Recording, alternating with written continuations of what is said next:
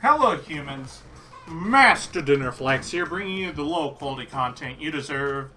And today I thought I'd do a very quick update and another in action, like a bunch of replays, just because I wanted to show off this deck and simply remind you, if you just have forgotten within a week, that this deck is absolutely insane. Now, I just wanted to go over this deck one last time because I keep updating it again and again and again. But I'm just going to run through the cards very quick. But I also want to point out something to you guys on how the reason I built the deck this way. So we got triple Venus, triple Neptune, triple Earth, triple Shineball, double Master, one Majesty, and then one Uranus. So I'm not going to explain their effects. You should already know what they do by now. The only thing is, I actually think this is the correct ratio for these final four, because Master Hyperion is actually just fine to draw. It's fine to draw because if like Earth gets stopped and you summon Master Hyperion, you can still do the full Venus combo, so that doesn't matter. And then in addition, you want to have as many just easy to summon monsters as possible, because if you notice, like, this is the thing I want to go over in this list, is I don't play any hand traps in the main. They all, like, that, this is going to be mind-blowing to people, but the truth is, hand traps are terrible right now. The only hand trap that I would say is the only hand traps that I say are truly important are in your side deck right now.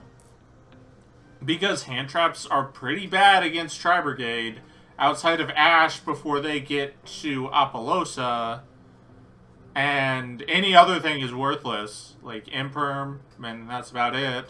But then, like, against Drytron, you could hand trap them with, like, the normal main deck ones a million times, and they still summon Dragoon and you lose. So that doesn't matter.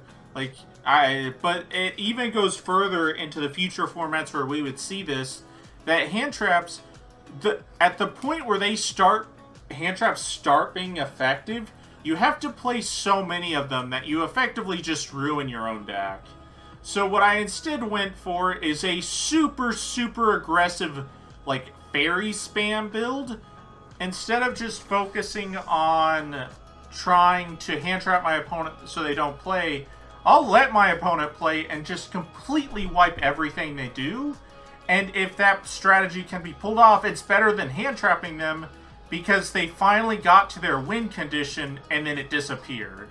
Which is better than keeping them away from the win condition for a turn or two. You eliminated the win condition, which I actually think is far better.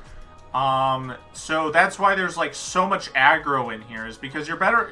This deck doesn't even play hand traps well, but this deck plays through hand traps well. Like, this deck, in testing, we had games where, like, Victory Flare, a person I test with, I activated 4 different monster negates in a turn, and he full comboed.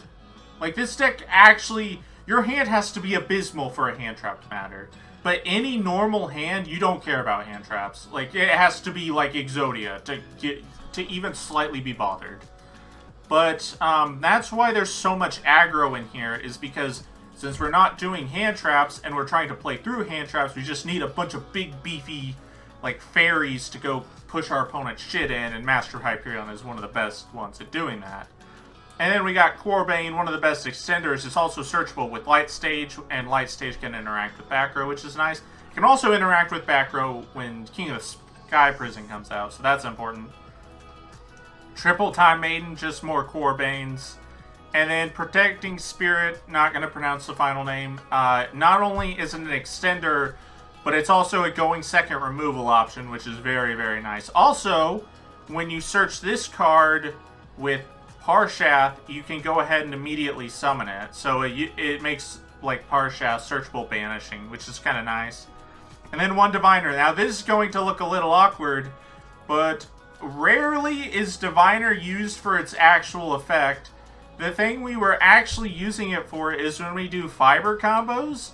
Instead of summoning another Earth, we summon Diviner, because if we get Nibiru'd at any point where that's happening, Diviner will just tag into another Earth, so even if they Nibiru you, you still keep the level 2 tuner.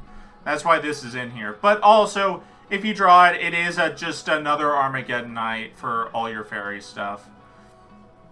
And then Sacred Water of the Sky, it's Rhoda. Sanctuary in the Sky, it's the Garnet spell.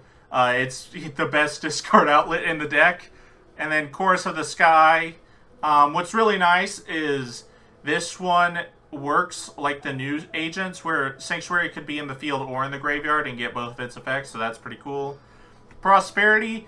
There's only about 7 or 8 extra deck monsters in this deck that really matter. Everything else is like, whatever. So, yeah, Triple Prosperity is pretty easy to add to this deck. Also helps you dig for going second options, like this one, Forbidden Droplet. The only hand trap we were playing for a long time was just Imperm, until, like, recently, like, even in the replays you saw, I realized Imperm just doesn't matter. Like, it's not good enough, but Droplet is well more than good enough, and the fact that your opponent can't really do much about it is what makes this card so exceptional. So, yeah, Triple Droplet. Light Stage I already explained, Called by the Grave. I actually think you could cut this for something else. Like I said, this deck rarely loses to hand traps. So a lot of the time it's actually acting as a real trap card, but I guess it can hit hand traps too. If I were to replace it, I guess Feather Duster would be a good one, or, I don't know, Reborn. There's not a lot of things this could be besides that. Maybe Regeki if you have the balls. And then one Lost Sanctuary and then one Divine Punishment. Lost Sanctuary, pretty obvious. It's such an insane back row win condition for the deck. But Divine Punishment is good when you already see Lost Sanctuary or Sanctuary in the sky and you're like, yeah, Lost Sanctuary is not going to do much against this board, so I'll search a counter trap and force them to commit to something. For the side deck, Droll, so the only hand traps I'm playing anywhere in the deck list are in the side deck, and this is actually good because it lets the hand traps be good against what they're actually supposed to be good against. Because, like, Ghost Spell, Ash Blossom, like, they're only okay at best. Like, they're passable. And a lot of the times it feels like the only reason you're playing these cards is because there's just nothing else to play. And when you use them, sometimes it just doesn't matter. Like, you might as well have just kept them in your hand for a discard outlet. And I just don't want to play like that right now. I know everyone this format is like, oh, we're playing 14, 15, 16 hand traps, but they all suck. And you use all of them, and then your one play gets disrupted, and you end your turn. Like, it's just... It's not a very optimal way to play this deck, or honestly any deck this format, but yet we're still doing it. But Troll is a very targeted hand trap, it's pretty obvious. And then No Material is also another really targeted hand trap.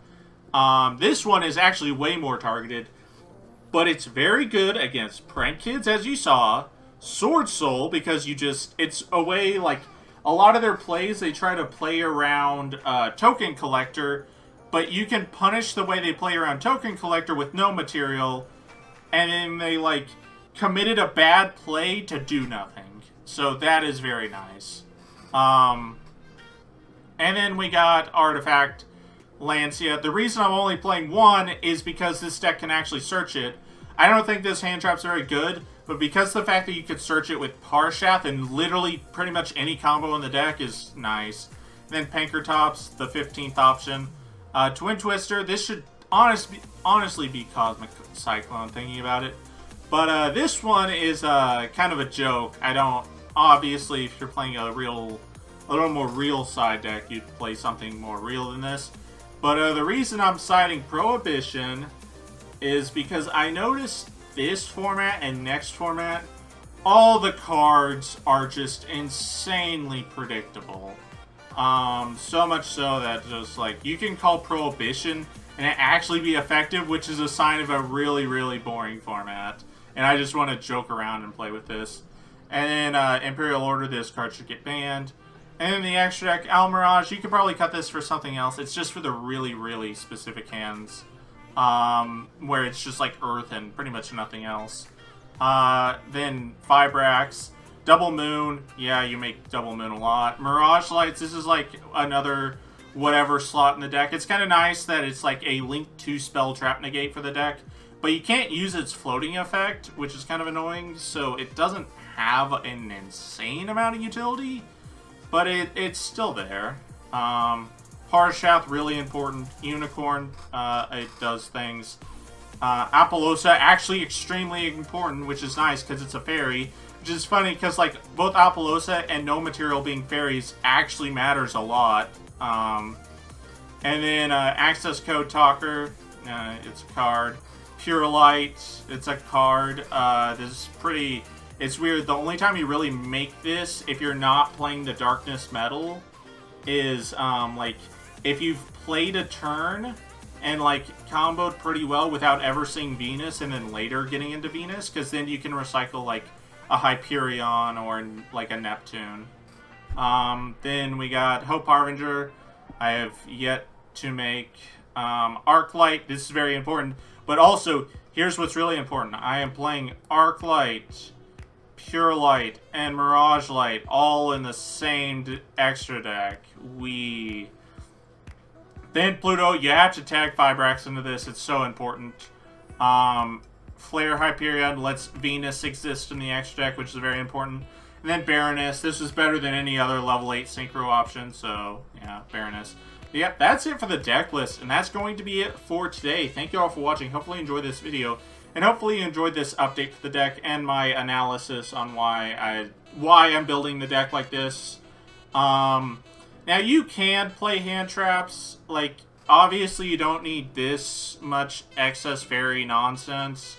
But at the same time, like, hand traps aren't really doing anything. Orange light is also pretty terrible in this deck, because the only hand trap that is really effective against this deck is Nibiru. If you specifically play into it of the better not have Nibiru.